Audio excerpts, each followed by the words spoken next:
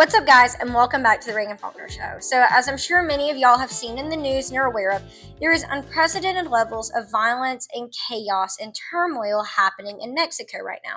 So, I think it's really important for us to dive into the background of what's happening and who El Mencho actually is so that we can have a broader conversation on national security and why our country needs real border strategy. This is a little bit of an episode to counter what we've been seeing from the anti-ICE protesters, to counter what we've been seeing from the anti-deportation people on the left and even the anti-deportation people that might be on the right, and to explain why ICE and why deportations, why arrests, why the police, if we want to go all the way back to our 2020 defund the police situation, and why closing our borders as a whole is integral to the survival of our country. So right now, if you haven't heard, there's extreme violence happening in Mexico. Americans and others are being told to shelter in place. Tourists can't leave because airports are shut down.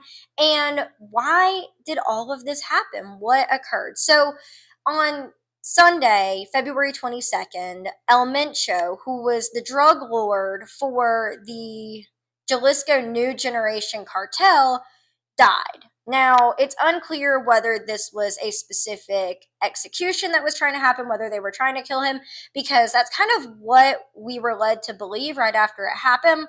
But then news sources are coming out saying that 100 cartel leaders, 100 kind of cartel bosses, very high ups in cartels, have been arrested and have been extradited to the U.S., including El Mencho's brother-in-law. So they say that he died en route to Mexico City as they were trying to send him to the U.S. for trial and trying to put him in jail. But there's no clarity as of now about how he actually died and if that was supposed to happen or not. So what we're going to do is jump into the background of who El Mencho is, how he rose to power, and a little bit about the Jalisco New Generation Cartel, and then look at all the national security and border strategy that I was explaining earlier. So on May 14th, 1986, El Mencho was actually in the U.S. and he was arrested for drug dealing, specifically trying to deal meth, in a drug ring circle that he had created after he entered our country illegally. Now, he has been deported 3 different times from the U.S. So he was arrested here, deported, and then again in 1992, he was rearrested for trying to sell $9,500 worth of heroin. Guys, that is so much heroin, $9,500 worth of heroin to undercover agents in a bar. And at that point, he was sentenced to 4 years in prison. He did not serve all years, and he was deported back to Mexico for the 3rd and final time. Now, by this time, he actually had 2 children that were born in America and were obviously American citizens due to birthright citizenship. Now, upon his return to Mexico, he actually ended up joining a local police force, which is shocking. I mean, he entered the U.S. illegally 3 times, got deported 3 times, was arrested twice in the U.S., but he's going to go back to Mexico and serve as a law enforcement official because that makes sense.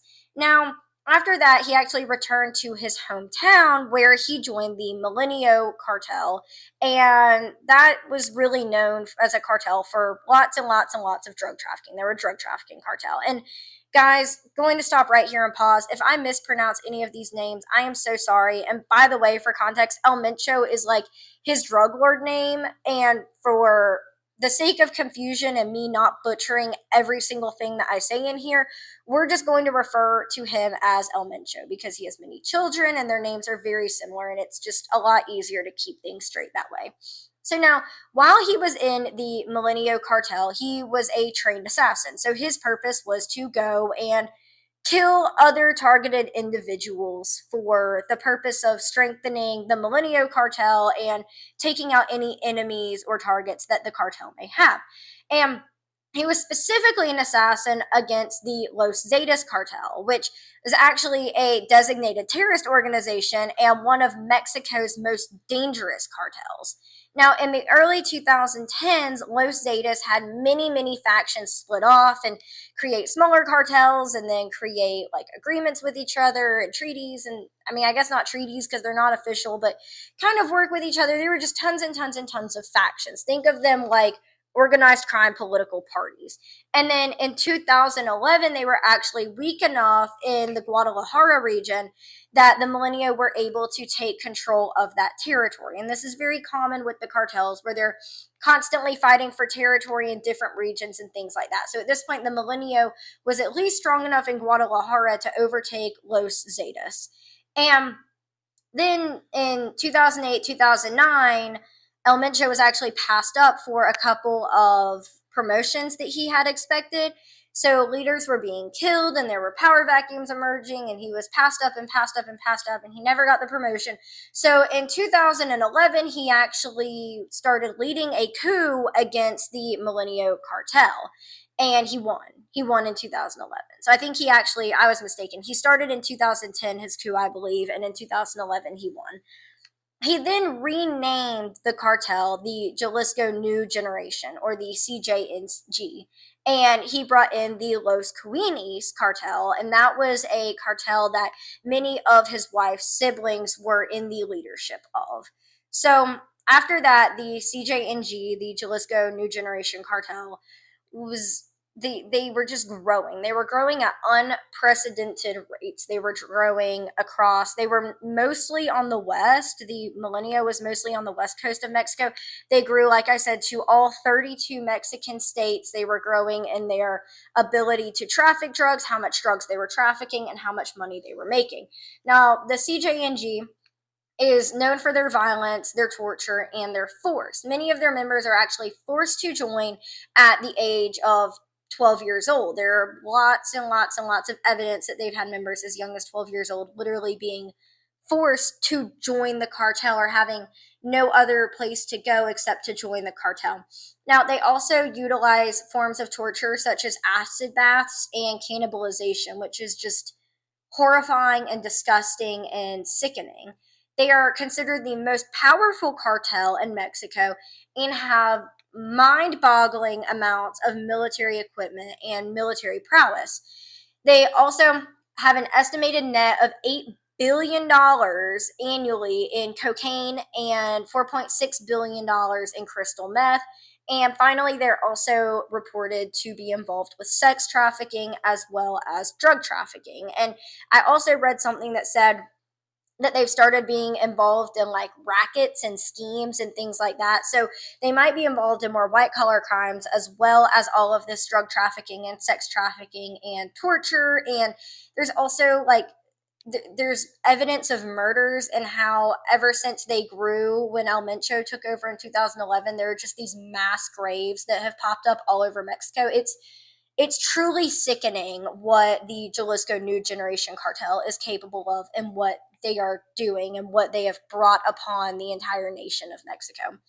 But what is my point to telling you all of this? So that was a little bit about the Jalisco New Generation, a little bit about El Mencho, what they're capable of, what the cartel became when he got into power, and how sickening and cruel and evil they became. But really, what is my point of telling you this? Well, first, it should be a good thing for the nation of Mexico that he is no longer in power and no longer trying to put this evil and this cruelty onto the streets of Mexico, into all 32 states.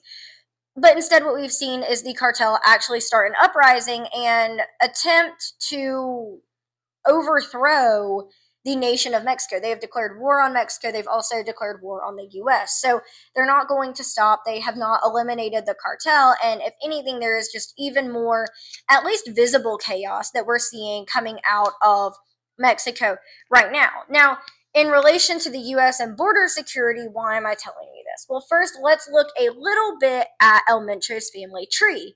So obviously, he was the former leader of this cartel. He made it into the US 3 separate times, was deported 3 separate times, didn't even serve the entirety of one of his prison sentences. So I think that that's pretty important for us to understand about the way that our border security was back in the late 80s and early 90s, and whenever the first time he came into the US is, because at least personally, I can't find that. I don't know if anybody else can or if it's even known. And additionally, just like I said, the ease with which he got into the country, the ease with which he got let off on not being there for his whole 4 years, and he just came in here and he dealt drugs, which obviously some of the drugs that he was dealing, if it's meth and heroin, he obviously killed Americans with those drug deals and with that drug ring. And we don't know what happened to the rest of the drug ring. We only know what happened to El Mencho. Now, the CJNG is also actually operating in the US as we speak. And like I said, they have declared war on the US. So, at least personally, that's slightly concerning. I think that should be concerning to anybody listening or anybody that has heard that they've declared war on the US and the gang or the cartel, whatever you choose to call it, is operating in the US as we speak. So there are people in the US that have declared war on us and that want to see bad things happen to our country because we were the ones that gave Mexico the location of El Mencho for them to carry out the raid. Additionally, El Mencho's son is serving life without parole in a U.S. federal prison on your tax dollars. And like I said earlier in the episode, he was born in the U.S. and is a legal U.S. citizen. So if one cartel leader had a son in America and made him a U.S. citizen due to birthright citizenship, then how many others are living in here? How many others? There are so many different cartels that aren't obviously as powerful as this one. So how many other people are in here like that are legal U.S. citizens due to birthright citizenship, but that have loyalty to gangs and to warlords in other countries, specifically Mexico or other Latin American countries? Now, his daughter was also born in the U.S., making her a legal U.S. citizen. She served 22 months in a U.S. prison for her relationship with the cartel. Now, it's my understanding that she was released and that she has gone back to Mexico or was sent back to Mexico. Well, I guess she can't be sent back to Mexico because she's a legal U.S. citizen. But I think she returned back to Mexico to further work with the family business, I guess you could say. Now, El Mencho's brother, Antonio, was arrested in 2022 after faking his death and fleeing to the U.S., but he was released in 2024, and he has allegedly been taken back into U.S. custody following the raid on February 22nd, along with those 100 other individuals that I mentioned. His brother-in-law, Jose Gonzalez Valencia, was extradited to the U.S. in 2025 and is now serving 30 years in prison. His son-in-law, Christian Fernando Gutierrez Ochoa, was arrested in California after faking his own death and was sentenced to 11 years in U.S. prison last December of 2025. So obviously it's a family business. This runs in the family, and we have to wonder, again, with other cartels, is this a family business? Have people been crossing our border illegally for all these years trying to conduct work for the cartel? And are they still in our country and they haven't been picked up by ICE yet, they haven't been found, or they're trying to operate some sort of network of people that are here, but they're the higher ups in leadership and they're still in Mexico? It's really hard to know.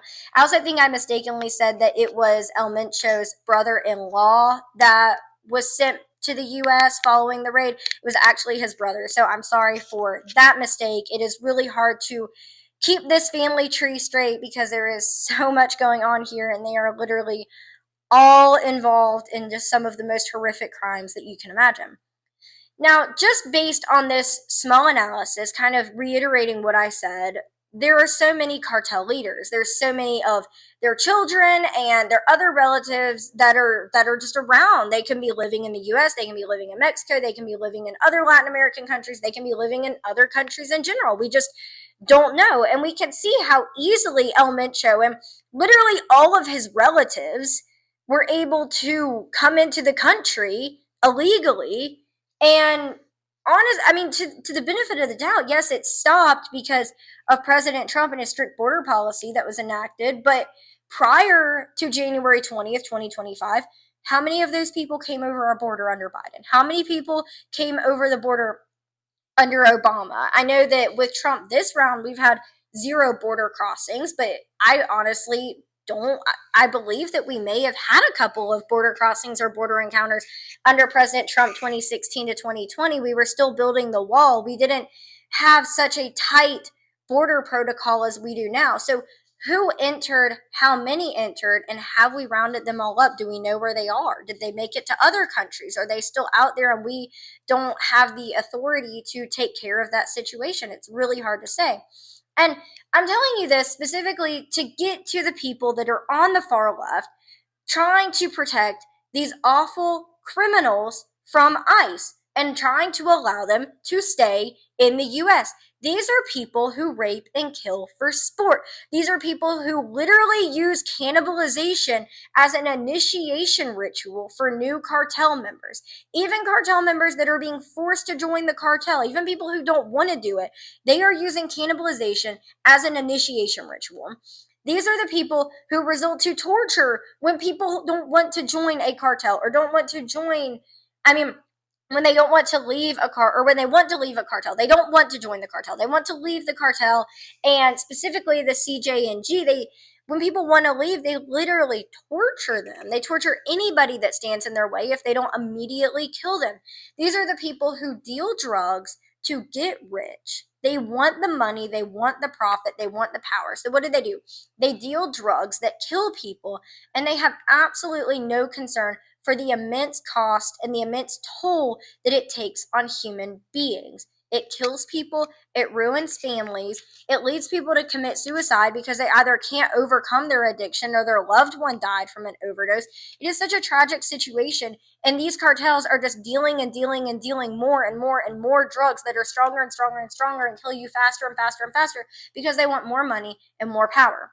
When we allow people like this to flood into our country because of our poor policies and because of the toxic empathy of random Karens on the far left, we not only put Americans at risk, but we put the entire world at risk.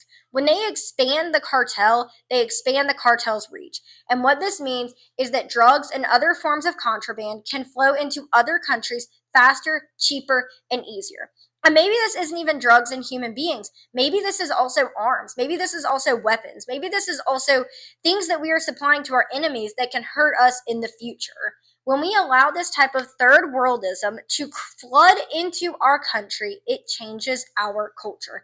It causes safety concerns. As you can tell, I don't even have to expound upon that because this entire episode has been safety concern after human rights violation after human rights violation. It exposes our children, and specifically our children and our citizens over on the west coast of our nation, to degrees of violence that some of us could never even imagine and would never want to imagine. It puts our citizens at a greater risk of becoming addicted to drugs because there's no barrier that's so easy to access. There's nothing there to stop them if there isn't a border or if there isn't any enforcement of our laws. It allows human trafficking to continue uninterrupted, further putting women and children in more and more and more danger. It opens the risk of cartel warfare in our nation. I mentioned earlier that they're constantly vying for power and for territory. So look at the potential civil war situation in Mexico. They're literally battling the Mexican military and the Mexican government for the southwestern portion of Mexico, for Guadalajara and all the regions around that. Imagine if we kept our border open and didn't deport anyone, any one of these violent criminals, any one of these people that might be related to a drug warden doing their bidding on our side of the border. Imagine if we actually did defund the police back in 2020, like the George Floyd sympathizers wanted us to do, and no one like El Mencho and his children and his relatives ever got arrested here in the US. We would be seeing the same unrest here that we're seeing there if we allowed the far left to simply open our borders and not enforce the law, which are literal policies that people campaigned on and that people are still campaigning on ahead of our 2026 midterms. People are still campaigning on defunding the police. They're still campaigning on citizen patrol rather than law enforcement patrol, and they are still campaigning on stopping ICE, defunding Homeland Security, and reopening our border for the sake of equity. We would see mass murdering of innocent American citizens, innocent tourists from other countries, innocent nationals, people who have green cards, people who actually are here legally trying to make a better lives for themselves, innocent people getting murdered over the qualms of a few illicit, highly violent, organized crime rings because the far left wants you to believe that it's your humanitarian duty to let these sick, evil, violent criminals into our country unimpeded. This is why we need border security. This is why we need mass deportations. And this is why we need to stop protecting violent foreign criminals. We need to stop doxing ICE agents that are trying to save us from these types of people. And we need to stop burning down our streets in the name of protecting criminal terrorists. Empathy is not trying to save people who don't value human life and would kill you in a New York minute. Empathy is actually putting your American neighbors first, putting your legal neighbors first, putting your neighbors that care about you first, securing your communities from foreign organized crime rings and honestly crime in general, and saying no to the deluge of drugs and human beings across our border and putting America first. Thank you so much for joining me on this episode of the Reagan Faulkner Show. For more, remember to check us out on social media. You'll find us on Instagram, TikTok, and Facebook at the Reagan Faulkner Show. You can check out our website, reaganfaulkner.com. Also check us out on the same socials, minus TikTok, at the Wilmington Standard or the wilmingtonstandard.com. Thank y'all so much, and I will see you on the next one.